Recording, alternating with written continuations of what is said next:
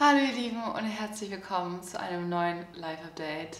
Wow, ich weiß nicht, wie lange es her ist, dass ich ein letztes Live-Update gemacht habe. Ich habe so viele Fragen von euch bekommen, was los ist, ob ich nicht mehr wieder ein Live-Update machen kann. Und es sind so viele Sachen passiert und so viele Sachen, die kommen und so viele Projekte, an denen wir gerade arbeiten, die ich euch schon seit Ewigkeiten erzählen möchte, aber auch teilweise noch nicht konnte, teilweise auch immer noch nicht kann. Aber wir versuchen mal heute, ich habe eigentlich drei, aber zwei große News für euch. Vor allem eine, die, glaube ich, mit am heftigsten ist. Ja, oh Gott. Also, ich weiß nicht, ob ihr es merkt, ich bin ein bisschen angespannt, einfach weil ich so auf Adrenalin bin. Die ganzen letzten nicht nur 2 Wochen, eigentlich die letzten, ich weiß nicht, wir haben einfach Mitte Mai mittlerweile, Mitte März mittlerweile. Und ja, mir ist gestern irgendwie so bewusst geworden, so wow, ich denke mal, es ist irgendwie so Anfang des Jahres, aber wir haben einfach schon, das erste Quartal ist fast durch. Und klar, deswegen sind natürlich auch schon einige Sachen passiert, aber ich glaube, ich habe glaube ich seit November oder so kein neues Live-Update gemacht. Wir waren ja zwischendurch in LA mit Basti, das war mega cool. Wir waren, das erste Mal war sozusagen Dan in LA, hat sich auch total verliebt, also er liebt LA, er wollte die auch gerne sofort hinziehen. Ja, wir waren über Weihnachten wir waren noch in Thailand zwischendurch, das habt ihr glaube ich auch gar nicht mitbekommen, also außer über Instagram natürlich, wahrscheinlich wisst ihr das auch einfach schon, die meisten Sachen, aber es gibt schon noch ein paar Sachen, die ihr heute erfahren werdet, die neu sind. Ja, auf jeden Fall, genau, waren in Thailand zwischendurch mit den Eltern von Dan, dann waren wir in Australien, im Januar war das jetzt, glaube ich. Ich kann es euch schon gar nicht mehr genau sagen, mein Kopf ist irgendwo, sorry, wenn dieses Video vielleicht auch nicht ganz so strukturiert ist oder ich weiß nicht, ich wollte es einfach machen, weil wir auch super Zeitdruck haben. Und ja, auf jeden Fall gibt es einige Sachen, die ich euch erzählen möchte. Es ist viel passiert in den letzten Wochen. Wenn ihr wissen wollt, wo wir überall waren, schaut auf Instagram vorbei. Vielleicht blende ich euch ein paar von meinen Highlights ein. Also Thailand war unglaublich schön. Sydney war auch super schön. Allerdings auch ziemlich tough. Wir waren am 2. Februar, sind wir nach Sydney geflogen für 2 Wochen, auch nur oder sogar weniger, ganz kurz. Weniger. Es war ein bisschen zu kurz, auch ehrlich gesagt. Also ich liebe ja Sydney und ich finde es auch wirklich so wunderschön und es war auch eine coole Zeit. Ich habe vor allem auch einfach seine Familie noch besser kennengelernt. Ich habe seine Stiefmama auch nochmal super gut kennengelernt. Wir waren total viel so zum Wandern, haben coole Sachen gemacht, haben zusammen gekocht, haben zusammen super viel gelacht. Ich habe auch die quasi komplette Seite von seinem Stiefpapa kennengelernt. Also ich kenne jetzt, glaube ich, die komplette Familie. Ich kenne alle Omis, alle Opis, die es noch gibt. Und ja, war auf jeden Fall echt super interessant, super viel. Also es war echt einfach komplett Family Time und es war schön, aber wir hatten so ein bisschen wenig Zeit für uns. Genau, waren wir auch am Valentinstag da und ja, wir hatten nicht so wirklich viel Zeit für uns. Ich glaube, wir hatten wenn überhaupt 2 Abende oder einen Abend, wo wir wirklich mal was nur wir zwei gemacht haben. Und das war auch so ein bisschen unser Learning, was wir gesagt haben, okay, wenn wir das nächste Mal nach Sydney fliegen, sozusagen, um Daniels Familie zu besuchen, dann müssen wir uns einfach mehr Zeit nehmen. Das ist generell einfach so ein langer, ewig weit weg Flug, dass man da auch so vom Jetlag erstmal ein bisschen braucht, bis man wieder angekommen ist. Und ja, auch um die ganze Familie zu sehen, um jedem gerecht zu werden. Es war auch für Dan nicht leicht, weil natürlich seine Eltern sind getrennt, seine Mama auf der einen Seite ihn sehen wollte, sein Papa und seine Stiefmama oder seine Mama hat auch einen neuen Partner. Ich rede immer nur von der Stiefmama. Ja, es war echt schön, aber auch echt viel. Und ich glaube, da war so ein bisschen, wo das schon alles anfing, dass es einfach super viel war für uns. Ne? Einfach so, auch so emotional gesehen, das natürlich nimmt einen das nochmal mit, wenn man auch sieht, dass die Familie weint und dass es natürlich auch super dramatisch teilweise ist, wenn die einfach einen vermissen. Das ist ja ganz klar und das ist immer ein Thema, worüber wir reden. Also gerade dieses Ding, wir sind glücklicherweise nicht mehr in einer Fernbeziehung, aber es gibt immer wieder diese Momente, wo man merkt, okay, es ist halt doch teilweise echt schwieriger, wenn man einfach aus verschiedenen Ländern sogar kommt. Nicht nur verschiedenen Städten, aber auch verschiedenen Ländern, die sogar dann auch noch so weit auseinander liegen. Einfach weil, was ist mit Themen, wenn man mal Kinder bekommt? Was ist, wenn man mal eine Familie gründet? Was ist mal, wenn man wirklich irgendwo mal fest wohnt und dafür immer sich vielleicht auch ein Haus baut oder solche Geschichten? Wie macht man das? Ich glaube, beide unsere Mütter vor allem sind natürlich, also die Väter auch, aber vor allem, glaube ich, die Mütter sind schon so, also wenn ihr Kinder bekommt, dann möchte ich da auch da sein, ich möchte die Großmama sein, ich möchte die Omi sein, ich möchte da sein für die Kinder, verstehe ich auch total. Und das ist natürlich ein Problem. Ich glaube, das werden einige von euch kennen, die auch in einer Fernbeziehung mal waren oder vielleicht noch sind oder einen Partner aus einem anderen Land oder einer anderen Stadt hat, die sehr weit weg ist, dass es da durchaus Probleme gibt. Und das sind so Sachen, da gibt es auch keine Lösung für. Also ich habe auch schon mit genug Leuten geredet, wie macht ihr das? das geht leider allen so. Es ist einfach ein schweres Thema und es ist auch nicht leicht. Und ich weiß auch jetzt schon, dass es da noch ein paar Sachen auf uns zukommen werden in Zukunft, wenn es dann mal wirklich soweit ist mit Kindern bekommen. So viel dazu, ich bin nicht schwanger. Also diese News werdet ihr heute nicht bekommen. Ich weiß, mein ganzer Instagram-Feed ist gerade schwanger, aber ich bin es nicht. Dafür bin ich auch ehrlich gesagt noch nicht bereit. Ich glaube, das wäre auch gerade einfach nicht der richtige Zeitpunkt. Ich meine, wann ist man dafür auch bereit? Ne? Natürlich ist es ein Thema, worüber wir auch reden, wo es auch schon oft darum geht, generell Familienplanung oder auch heiraten irgendwann. Aber nein, das sind nicht die Themen, die wir heute besprechen. Sie werden sicherlich irgendwann passieren, hoffentlich, aber nicht jetzt. Nein, aber auf jeden Fall, Familie war schon ein sehr, sehr großes, wichtiges Thema in den letzten Monaten. Vor allem natürlich auch unsere eigene Familie.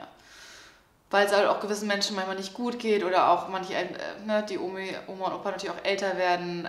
Dans Opa hat Alzheimer und das auch sehr weit fortgeschritten. Es war schon echt schwer, das auch zu sehen, also auch wirklich mitzuerleben, weil ich ihn ja auch vor einem Jahr schon kennengelernt habe, wo es ihm auf jeden Fall noch besser ging. Und wenn dann so ein alter Mann anfängt zu weinen, weil er sagt, er vermisst seinen Enkelsohn, so ist das schon echt schwierig mit anzusehen. Und das war auch für Dan super schwierig, also ihn dann auch weinen zu sehen, einfach so diese ganzen Emotionen, das war einfach super emotional. Also Sydney war einfach unglaublich emotional. Ihr merkt das schon, wenn ich drüber rede, werde ich auch wieder emotional. Es war schön, aber auch echt einfach viel.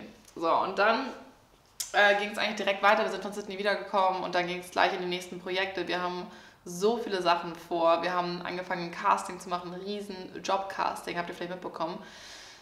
Es haben sich super, super, super viele von euch gemeldet, wirklich unglaublich viele tolle Bewerbungen, also wirklich der Wahnsinn. Ich bin jedes Mal wieder geflasht und beeindruckt und Dan vor allem auch, wo er das jetzt mal so richtig mitbekommen hat, was für tolle Menschen mir hier eigentlich zuschauen. Also nicht nur menschlich toll, sondern auch wirklich business-savvy, Leute, die wirklich was drauf haben in den Bereichen, in denen wir was gesucht haben. Unglaublich viele super kreative Menschen, die auch schon sehr viel Erfahrung haben, auch in super spannenden Bereichen, Firmen, alles mögliche. Also wir haben wirklich ein paar ganz, ganz tolle Mädels auch interviewt. Mit einigen von euch haben wir auch telefoniert. Wir haben eigentlich allen hoffentlich geantwortet. Wenn irgendjemand noch keine Antwort bekommen hat, dann schreibt uns nochmal per E-Mail. Aber ja, wir haben jetzt erstmal quasi alle Stellen, die wir gerade wirklich aktiv brauchen, belegt. Aber wir suchen immer wieder nach neuen Leuten. Also wir haben auch alle, die sich beworben haben, in eine Tabelle eingetragen, auf die wir immer wieder zurückgreifen werden, wenn es demnächst hoffentlich noch mehr Projekte gibt. Aber ja, das war ein riesen Teil. Also wirklich dieses ganze Projekt Bloggerworkshop, aber auch unser Team noch zu vergrößern, zu schauen, was da so ansteht. Wir sind gerade dabei, eine neue Webseite zu launchen. Die sollte auch diese Woche online gehen. Da sitzen wir auch schon seit ein paar Monaten dran mit Vincent, unserem Programmierer aus Berlin.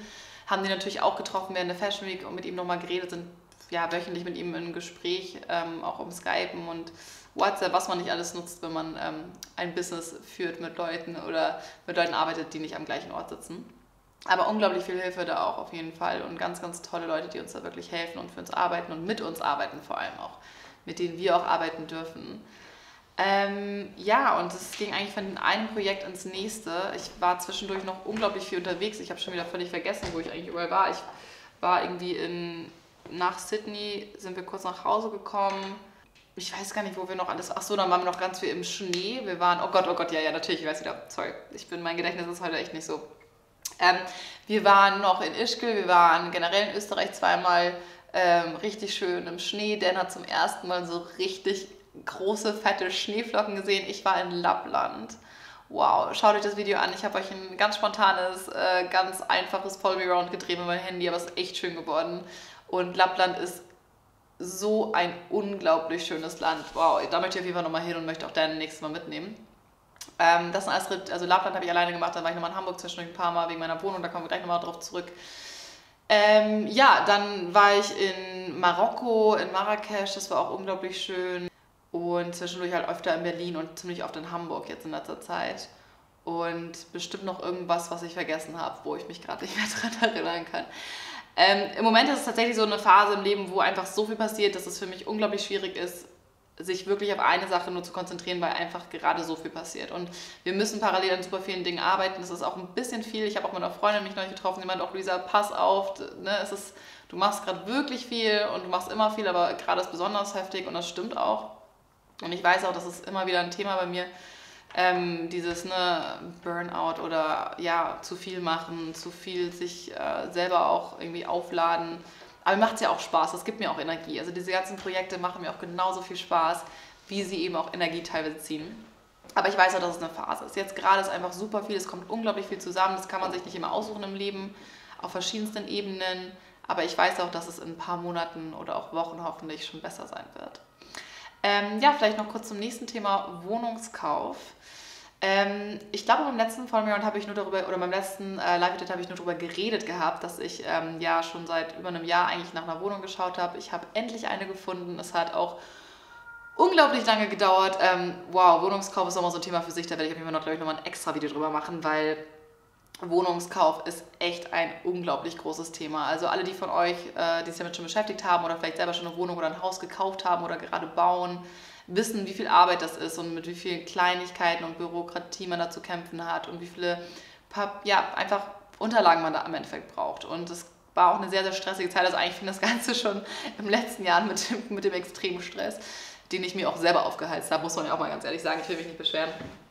Ja, aber der Wohnungskauf, das hätte ich ohne meine Mama nicht hinbekommen. Also meine Mama hat mir da unglaublich viel geholfen, weil sie da einfach auch schon sehr viel Ahnung hat. Ich habe eine ganz, ganz, ganz tolle, wunderschöne Wohnung in Eimsbüttel gefunden. Und es war immer mein Traum. Also ich habe ja, wie gesagt, schon seit über einem Jahr jetzt geschaut. Ich hatte mir auch schon mal einen in Eimsbüttel angeschaut. Das waren aber immer Wohnungen mit so einem unkündbaren Vertrag, wo man quasi die Mieter nicht rausbekommt. Und ich wollte das ganz gerne haben, dass ich wirklich neue Mieter suchen kann oder zumindest dass da so ein bisschen die Freiheit habe. Und ich wollte auch ganz gerne eine Wohnung haben, die ich vielleicht noch ein bisschen schöner machen kann, also wo ich so ein bisschen das Projekt Renovierung in Angriff nehmen kann. Und mir war halt irgendwie ganz wichtig Eimsbüttel. Ich kann euch gar nicht genau sagen, warum. Mein Halbbruder wohnt in Eimsbüttel, meine Mama hat eine Wohnung in Eimsbüttel. Irgendwie, ich mag Eimsbüttel unglaublich gerne. Viele von meinen Freunden wohnen da. Ich meine, Kaifu Lodge. Ich habe selber mal in Eimsbüttel eine Zeit lang oder ja, 3 Wochen gewohnt, bei meinem Halbbruder damals in der Wohnung. Und ich mag die Gegend einfach. Ich finde, es ist super nah an der Uni. Es gibt unglaublich viele Restaurants, Cafés, Bars. Es gibt Natur, man hat direkt den Iseberg-Kanal da hinten, man hat den Markt, man hat Harvesterhude und Winterhude sind auch in der Nähe und man ist schnell in der Alster. Man ist aber auch schnell in der Stadt und es ist irgendwie, finde ich, für mich persönlich super schön gelegen. Und ja, es hat lange, lange gedauert. Ich habe dann endlich eine Wohnung gefunden. Die war auch in einem super schlechten Zustand. Also es sind irgendwie 26 Quadratmeter mitten in Eimsbüttel. Ganz, ganz tolle Lage. Auch eine ganz schöne Wohnung an sich. Altbau. Nicht so ein großes Bad, dafür eine sehr große Küche. 3 ziemlich gleich große Zimmer. 1 mit einem Durchgang. Ich werde euch mal ein paar Bilder hier einblenden, wie es mal so aussah am Anfang. Und ja, am Anfang war das die absolute Katastrophe. Also wir haben dann ein ganz tolles Handwerkerteam gehabt, mit denen meine Eltern auch schon zusammengearbeitet haben vorher und die haben wirklich unglaublich tolle Arbeit geleistet. Also ich bin immer wieder begeistert. Wirklich, die haben so viele tolle Sachen gemacht und die haben das wirklich eigentlich noch besser hinbekommen, als ich mir das vorgestellt habe. Und ja, wir mussten das komplette Bad rausreißen, wir mussten das Bad komplett umgestalten. Leider konnte man die Toilette nicht verschieben. Da gab es schon ein paar Kommentare neulich so, hä Luisa, warum ist die Toilette so nah zur Dusche? Es ging leider nicht anders tatsächlich. Von den Rohren her, das ist auch ein sehr altes Haus, deswegen darf man da auch nicht alles einfach so umbauen, wie man sich das wünscht.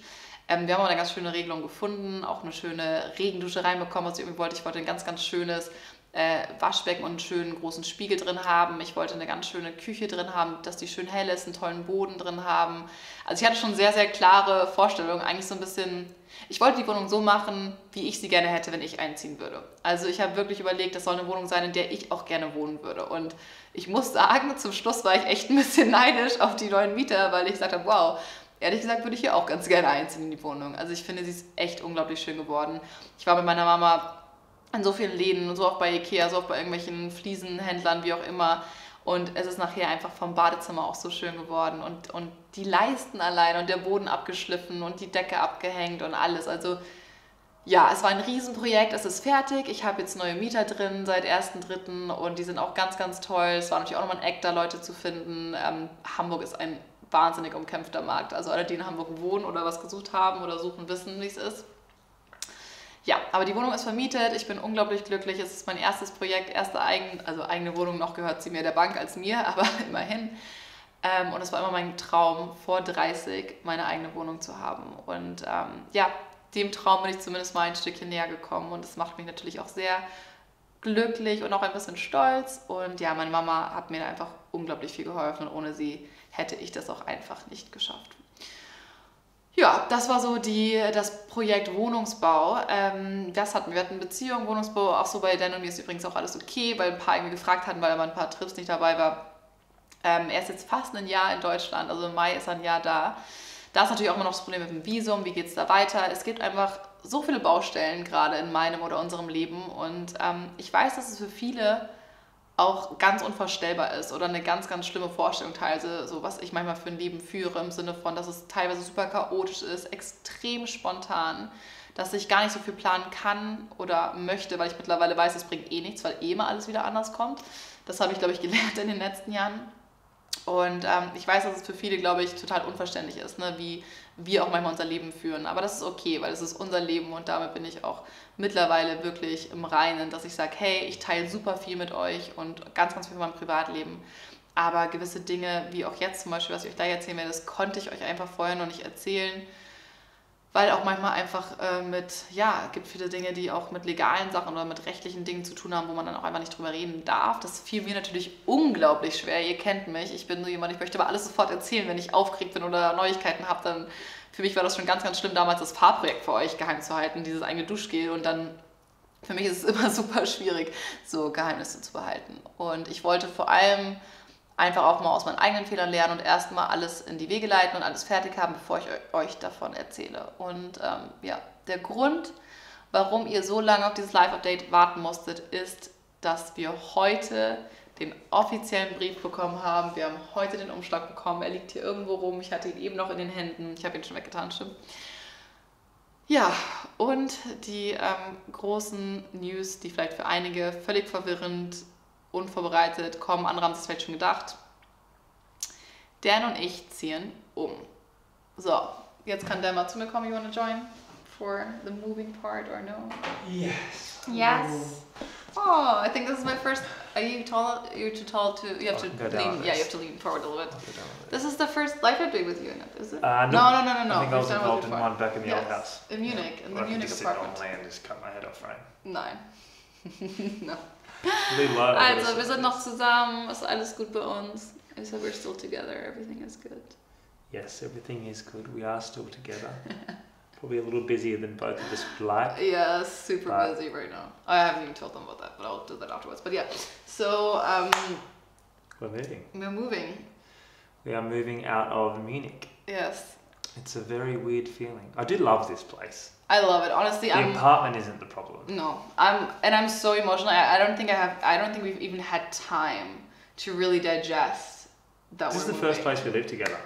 Yes. This is the first place that we've actually, this is what founded us, like really being in each other's space that wasn't a TV show house Yeah. with, 4 other girls in it, and this is the first time we've lived together. Granted, a lot of people, like, we've had a lot of people come through. Yeah, we've had a lot of visitors, a lot of people be in here, but yeah, so we're moving, and I'm just going to do this in English and then I'll translate a little bit in German for everyone that's not so good at English. But so I think it actually pretty much started when we were in Hamburg over Christmas. It was 2 trips. It happened over 2 trips to Hamburg. Okay, tell me your version. For me, it happened when my mum came. Okay. And we walked around Hamburg, and I just liked it better. I liked the city better. I love this place better, but I just prefer the city. Yeah, so we're moving to Hamburg. Dan and I were visiting my family for Christmas this year, or last year pretty much. And we were at the Christmas, I don't remember if it was actually... It was at the Christmas market. Genau, so it was the 23rd of December in 2017 when we decided pretty much. So dramatic. Yeah, we were just standing there and just like talking about the future and where we see ourselves and what we're doing. And then Dan was pretty much saying like, damn, like Hamburg is such a beautiful city. And I was like, yeah. And he kind of jokingly, you said like, why don't we move here? You didn't, it was literally You just... may think it was a joke. I was very much serious. Okay, well, I thought it was kind of like, it was more just something like that you just say, you're in the moment, it's beautiful, you love everything, you have the family around, and Dan just said like, why don't we move here? Like, why are we even in Munich? Like, it really does not make sense for us to be in Munich. Like, It did make a lot of sense. It does, and it doesn't. Like, it did, of course, because I was part of Munich, And when we moved here, even, we were still part of Munich, and we didn't know how much longer the TV show would go on. So it could have been for another year. It could have been for... Because we got this place as an office and as a place for me to live. Yeah, exactly. Because I didn't know if I could live on the house, and I felt uncomfortable living in a place that wasn't necessarily like mine. Yeah. So then we decided it, and then coincidentally coincided with the time literally 2 weeks later. Literally, like we moved in together. I think yeah. Because 2 weeks later, we got the notice that Munich is over and that the whole channel will be closed down. And then we were super lucky to already have this place because, for example, Sophia took her, she was even living here for a while because it took her so long to find something in Munich. So yeah, we've had this and it's been great. Like we've had Adam and Brandon here. We've had so many friends. We've had my family, my mom Josh here. Came, my brothers. Josh came, your mom came, your auntie. Anka, I've had Julia, like I've had so many friends stay over. Sabrina, we've had literally now even. So it's been a great place, and I do love this apartment. And I think that's the sad thing. Like, if I could pick this up and move it to Hamburg, I would. Yeah, and I think this is one of the things that's actually so ridiculous about this whole thing is that we haven't even uploaded our moving channel, like on our English channel. We filmed this video. We should upload it after our moving into the new place and just trick people. Oh, we moved in super quick. This is the new place. No, so I don't know if you follow us on Dan and Luisa. We used to upload a few follow me rounds, and one of the one of the videos was when we moved in this place, when it was all empty and what we had planned for it. And then a couple weeks ago, we filmed a new video with Basti because it took us so long, like literally over half a year to get everything done. I think we're just not since we weren't here. We literally weren't here that much. So we were always traveling, always on the go, always having other projects. And so we just finished the whole everything is done and now we're moving, which is super like ridiculous at some point, but on the other hand it just makes sense for us. It's a whole bunch of things. Like when we did the pros and cons on the whiteboard, that is my favorite item. I just love it. Yeah. But so when we did the pros and cons on the whiteboard, it's like little things, like the living closer to an airport. Munich's a long way away from an airport. We travel a lot. You know, being in 12 is a little bit further out of town. Yeah. You know, there's just like a lot of like little things but when you add them up, it improves quality of life so much. And that's kind of the big, and also being close my to family. Like one of my major reasons really was like, of course I have friends here. One of my major reasons was as well. That's true. I didn't realize how much I missed family till leaving my family back in Australia. Yeah. So being around, you know. Yeah, and I think we just both agreed that we don't know how much longer, or like if we are gonna live in Germany forever, right? Like we still have this dream eventually to move to LA, or maybe one day we'll move to Australia. We don't know. This is the future. It's not gonna happen. She says that to be like equal and nice, but there's no way she's gonna live in Australia. I never say never. I don't. You never know. You do say never. No, you never know. I'm open. Just not right now. But like, yeah. So the thing is, we've obviously discussed this. We always get asked. Like I always get it whenever I do a live chat and say, like, Luisa, could you imagine living in Australia? Yes, I can. I think you could see yourself living there for 3 months maximum.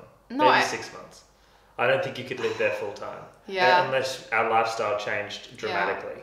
I mean, maybe if we have kids, you know, maybe our lifestyle changes completely and I could be there with like for 2 or 3. Yeah. I just don't think, it's not enough so of a homebody far. right it's so far away. Like I can't even just escape. Like it's not like I can just be like, oh yeah, you can stay here and I'll just do my thing and travel. It's so far away from everything. But I love Sydney. It's beautiful. And I love Australia. But anyway, so our major reason really to move back to Hamburg is my family, because we decided we don't know if we're going to stay in Germany forever. And as long as we are in Germany, we should live closer to my family because I miss them a lot. I love them. And honestly, my mom, she was freaking out. Like when she heard that, like Dan told her pretty much after we haven't even talked about it really. And it was still kind of like a joke. He literally on Christmas said, like, we're moving to Hamburg. This is the difference. And I'm like, thanks, Dan. So we have to do it. So now you've got Luisa's story. And my story was when I came here with my mother, my mum and I spent time in Munich, and we also spent time in Hamburg.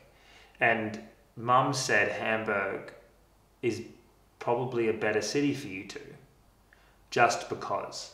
It's a bit more international, it's a better fit, it's more our style. It has water, which is something that I miss a lot from being back home. So there's a lot of things like that. And then, so then it's stuck in my head since sort of September into October, and it stuck in my head. And then when we went back again for Christmas, for me it was like the icing on the cake. So I guess I'd had a 3-month head start on Luisa. Without letting you know. I did let you know, but this is the thing with Els, is she's about 40% of the time her brain is on.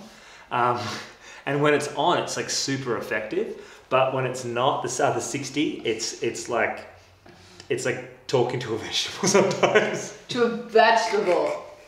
Oh, you're gonna get hate for this. You're gonna get hate for this. No, he means it well.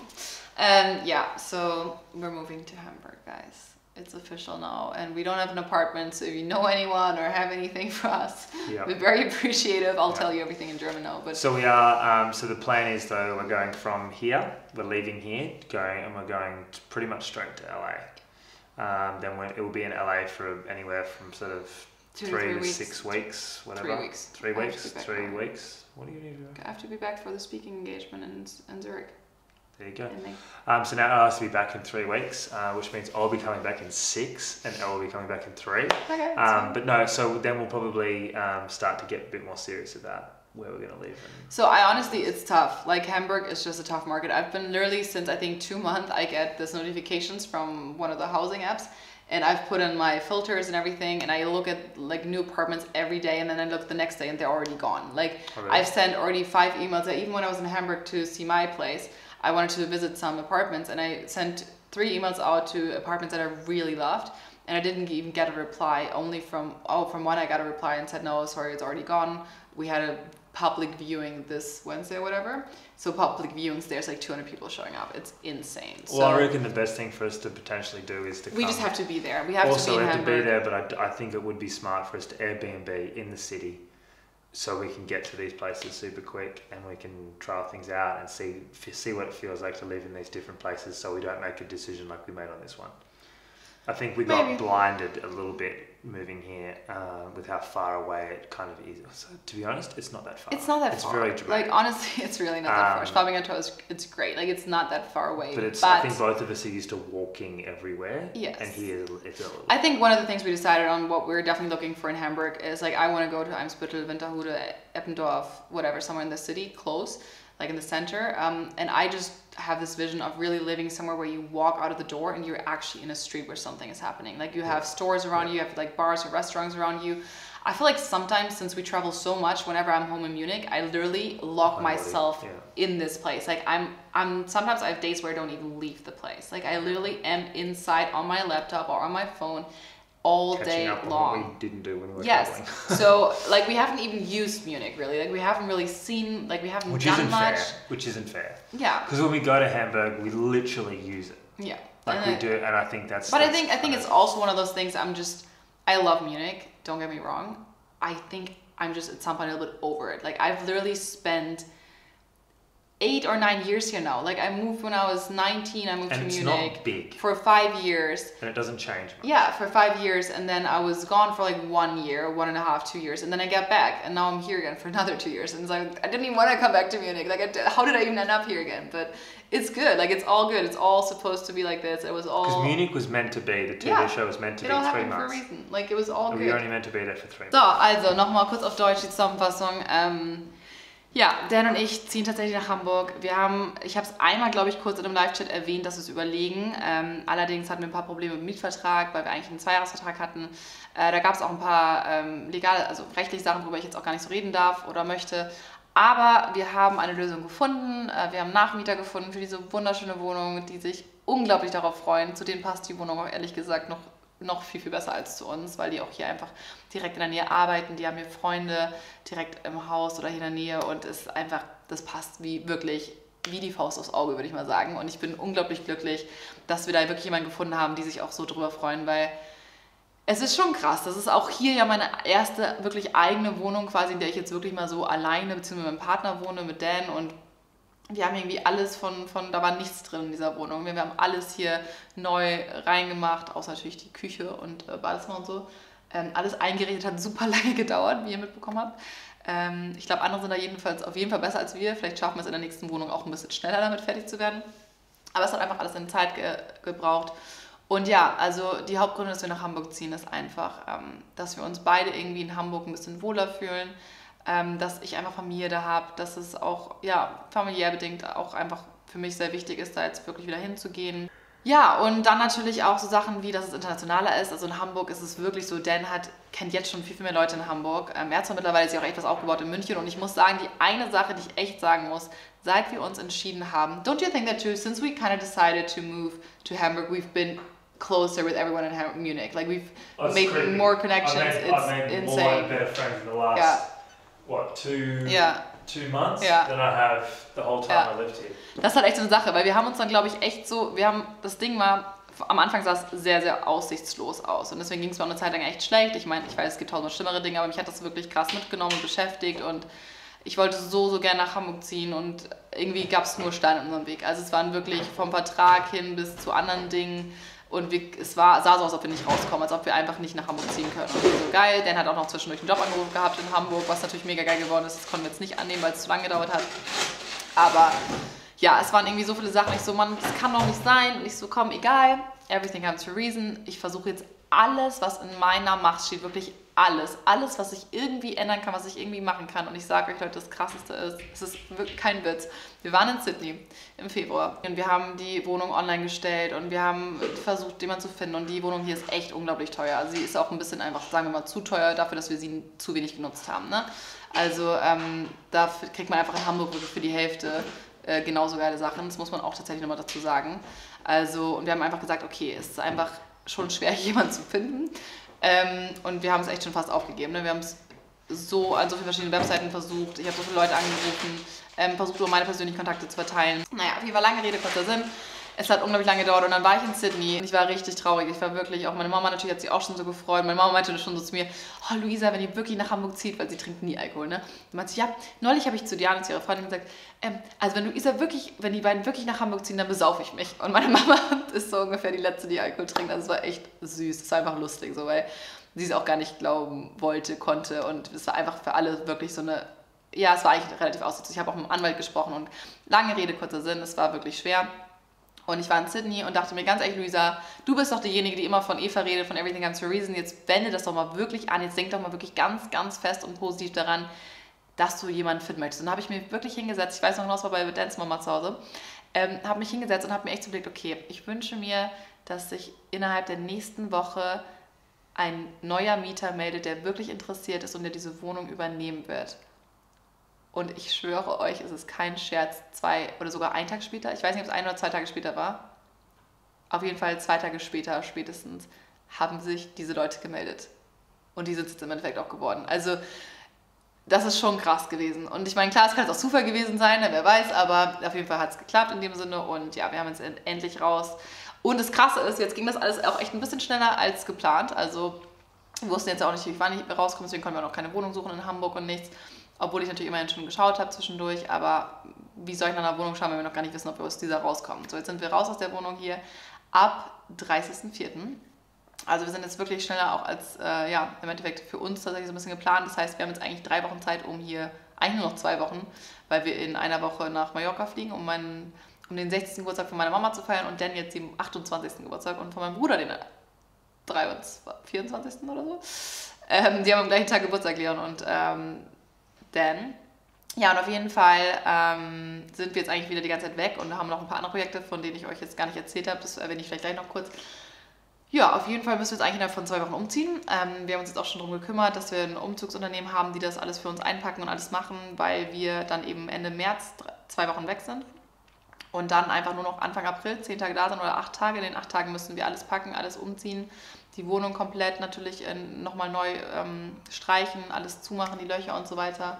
Und ja, dann ziehen wir quasi aus und dann geht es nach L.A. Also wir ziehen direkt aus, wenn alles klappt, hoffen wir es mal so.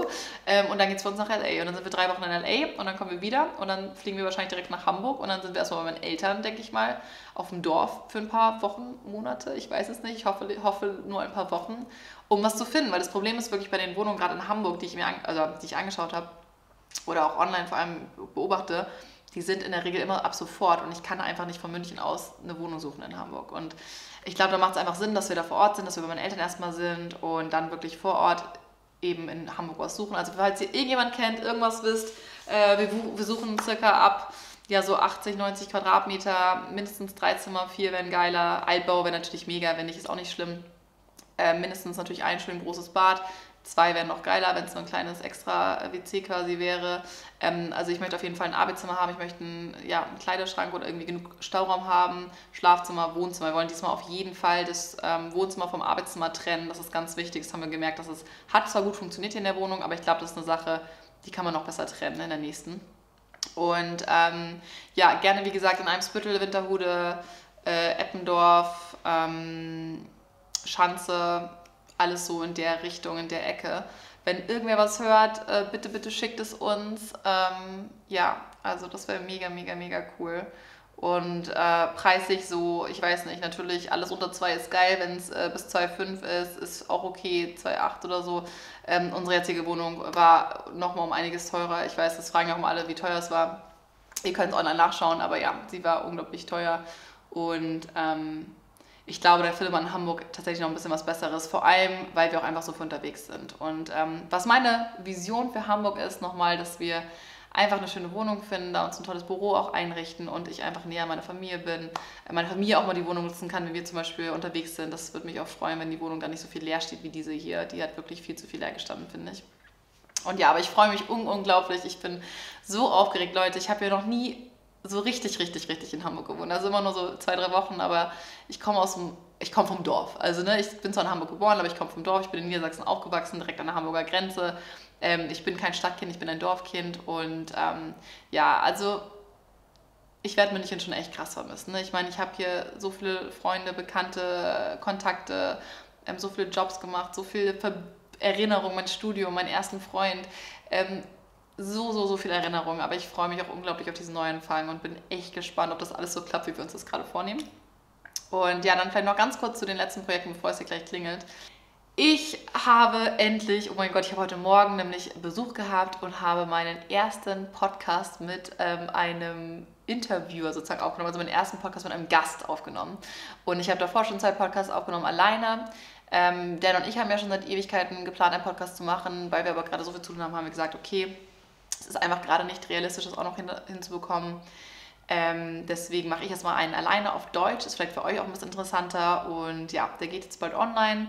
Ich bin unglaublich aufgeregt. Ich freue mich, habe super Angst davor, weil irgendwie nur Stimme auch noch was anderes ist als Video oder als Insta-Stories oder sowas. Aber ich hoffe, er wird euch gefallen. Es wird ganz viel um Motivation und positives Denken gehen. Also so ein bisschen die Themen, die ich dann auch in meinem Buch oder E-Book irgendwann besprechen werde. An dem bin ich immer noch am Schreiben. Es dauert einfach lange. Ich habe das ganze Projektbuch jetzt auch so ein bisschen nach hinten geschoben, einfach aus dem Grund, ich glaube, ich werde das E-Book ein bisschen früher rausbringen, wo ich erstmal so am Überlegen war, ob das Sinn macht. Aber ich glaube, das ist einfach gerade alles ein bisschen viel los hier. Und dann haben wir natürlich Bloggerworkshop, wie ich euch erzählt habe, gerade noch komplett neu gestaltet, haben Presets rausgebracht, also Fotobearbeitung. Ich habe meine eigene Schmuckkollektion rausgebracht, die ist jetzt noch nicht online, aber wenn ihr das Video seht, dann es wird jetzt dieses Wochenende online kommen. Also ich habe hier meine Sternchen, meinen Sternchenring, meinen Kreuzring, den wir auch mal ganz, ganz viel gefragt hatten, und Kreuzkette, Kreuzohrringe, das ist auch nochmal ein Thema für sich. Das passt jetzt nicht mal hier ins Live-Edit rein, aber ich schreibe euch da nochmal einen Blogpost drüber, warum gerade das Thema Kreuz und auch Sterne für mich so eine Bedeutung haben, ob das was mit Religion zu tun hat oder nicht.